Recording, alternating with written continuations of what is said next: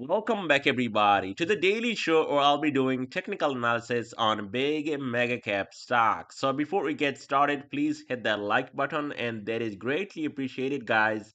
And if you're new here, consider subscribing. So, Nasdaq drops 2% after Palantir earnings. Job opening in October slumped to lowest level since February 2021. Indeed, measure shows, which is true. Government shutdown set to become longest ever after latest Senate vote fails, right? So, needy people, people that are relying on SNAP benefits and Medicaid and all the other benefits, they will not have benefits, especially going into possibly, and I hope I'm wrong, this holiday, Thanksgiving, Black Friday, and then so on and on. So far, there is nothing really going on for these benefits. Now, what happened today in the stock market? We definitely made a ton of money. You can see still DZM 79 posting profit here. QQ puts, RTX puts. That's one. We had more. These are smaller gains. Obviously, these people are trading with smaller accounts, but you can see right here 2671. We got more QQ puts, 140%. Here's Mun, and thanks for that. Really nice comment. Putting your faith in me, and he just running a small account, but again, the amount of support I get from these people, that just keeps me going. And I do what I do every day. Here's another one. You can see straight up pretty much mimicking what I have, and you guys will see that triple Q right here. Then we had some calls on IWM. This was a fantastic day, 7K. Then he got IWM right here. Then he got more IWM right here. 1200 on Qs, Q puts. You got 5200 right there. Amazon puts, AMU puts, which was fantastic that I took. And this is mine right out of the gate, 9:31 a.m. Sold and then posted this right here. So if you're really serious about trading and you want to get these types of trade ideas, guys, definitely check out my link down in the description. For Patreon, fear and greed index, well, somehow it's still reading extreme fear 23 right now, which is crazy to think that market only went down a tiny hair. Then we got stock market down today 0.53%.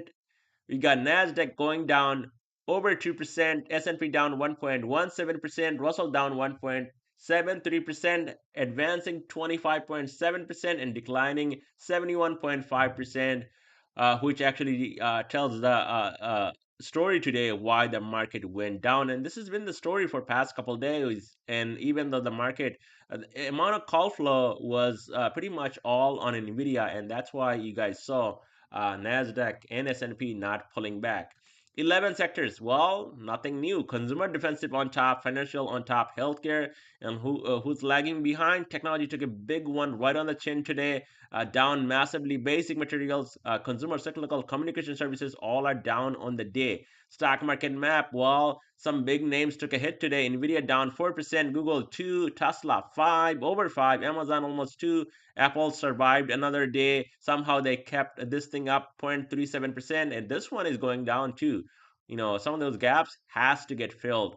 Palantir down 8% after earnings. Oracle down nearly 4%. Microsoft going down 0.5%. Broadcom going down nearly 3%. And chips just took a big hit today, and you can see right here. But consumer defensive lighting up in the green. And now let's talk about, since Apple is the one that is green, we need to talk about Apple stock and see where it's heading, guys.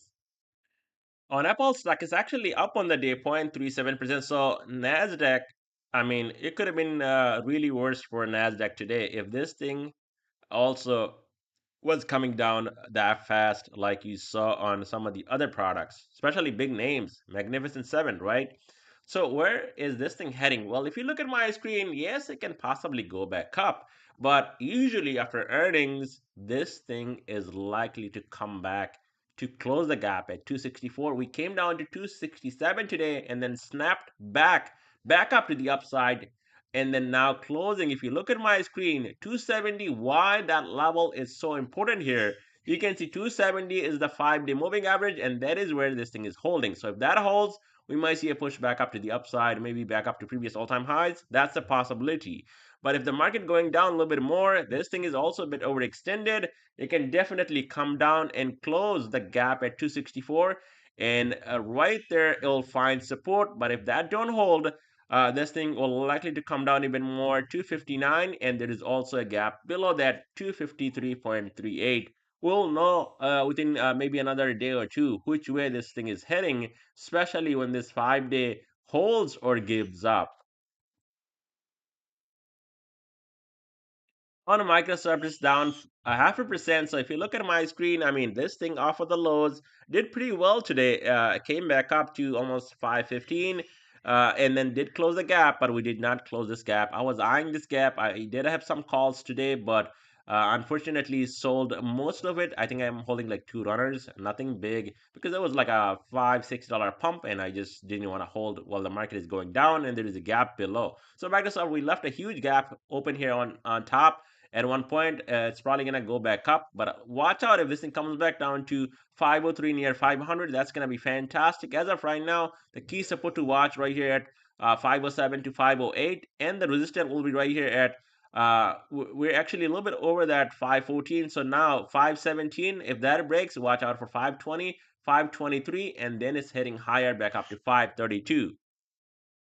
On AMD, it's down 3.70%, and I think this thing was down quite a bit, and now it actually recovered, down only 1%. But I think what's going to happen tomorrow, just like Palantir, this thing will likely to go down and close this gap 235, not far away. I think it came down really close to it just after releasing earnings. So AMD, I mean, earnings, it's not bad, it's good, but the stock is already up so much. It's probably priced in. That's why you're not seeing a lot of interest on AMD, not a lot of buyers here. So if this thing pulls back, watch out for this support to hold that 241, 240 zone. If not, 235 gap fill reversal can happen as well. But then this thing can come down rapidly, because don't forget about this massive gap down here. To the upside, if it gets over 257, continuation to the upside will continue, and this thing will move up to 267, and possibly will make brand new all-time highs again. So Meta getting absolutely crushed, down another 1.63%, and you can see the RSI here, 23, guys. When was the last time you saw 23? Well, probably back here in yeah, not even back here. It was 27. So we have to go possibly, even deeper to see something like that. So it's reading at an extremely oversold condition right here, and it just kept going down. So I think possibly dead cat bounce is right around the corner, and the bounce is gonna be significant. So there is a gap at 606, and it's heading down there. I don't know if it's gonna get down there first and then bounce, or possibly we'll see a bounce early as tomorrow. So Meta getting oversold. There will be support right here at 615-ish. Right now it's holding here. You can see that 626 to 623 level. If that gives up, it's heading down here. Now to the upside, 638 breaks, then you're going to see a push up to 664 on Meta, which is gonna be that dead cat bounce I'm talking about here in this video.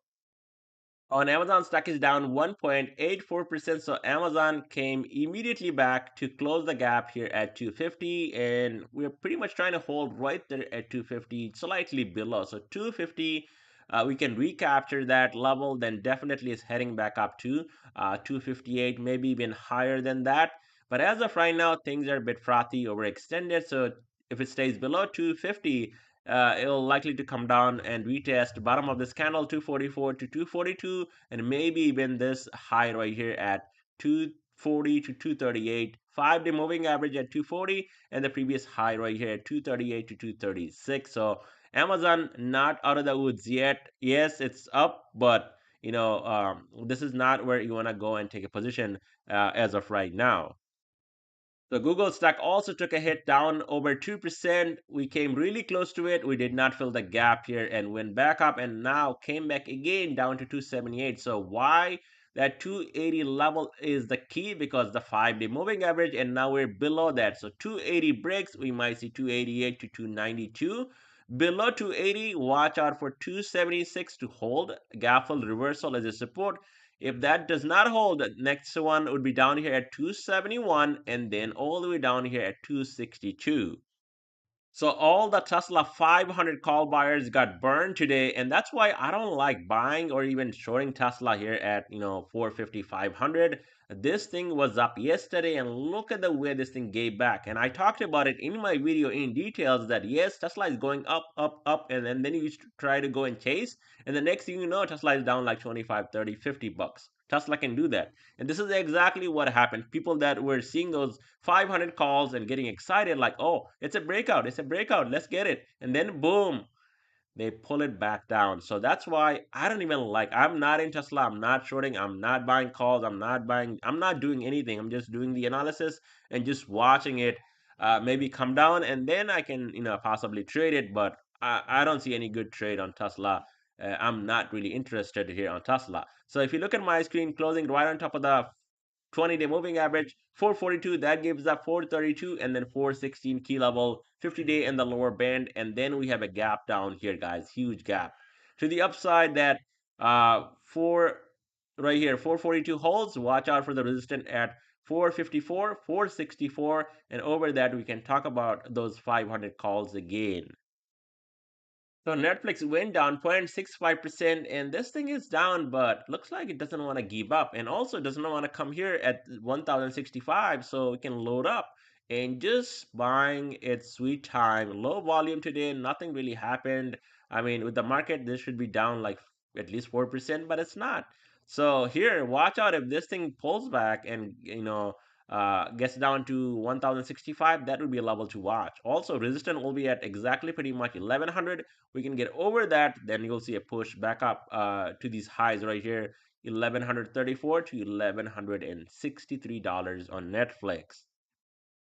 On Nvidia, stock is down 4%. So AMD with going down and pretty much flat, and this thing looks like it wants to come down here at 195, and already below 200. That key level, that key zone here, it's below that level. So watch out, this thing might come down here. This might be a fake breakout. A Jensen pump right here, that's going to fade because he's selling into pump and then talking positive about the stock. That's how they do it. People don't get it. They think it's a great company, everything is good, but these crooks are out there, especially the CEOs.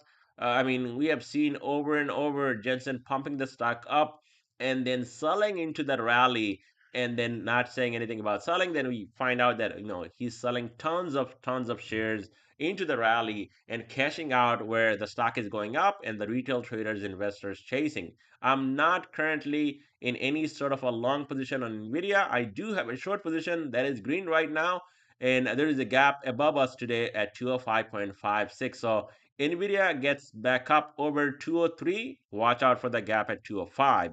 If it does not recover and stays under 203, under 200, 195, that gives up. We have unfinished business down here, these gaps, and you'll very likely come down and close some of these gaps at some point. I'm not talking about this week or next week, but things can really go down really quickly on Nvidia if there is any bad news that comes out, within next couple of sessions. Especially, we have seen so many good news, and now there is not much to it. All the earnings are done. Nvidia earnings is coming this month, but pretty much that's the only thing. That's the only catalyst. No FOMC, no nothing really coming up anytime soon. And once these events are done, things will cool off in the market, and Nvidia will cool off as well.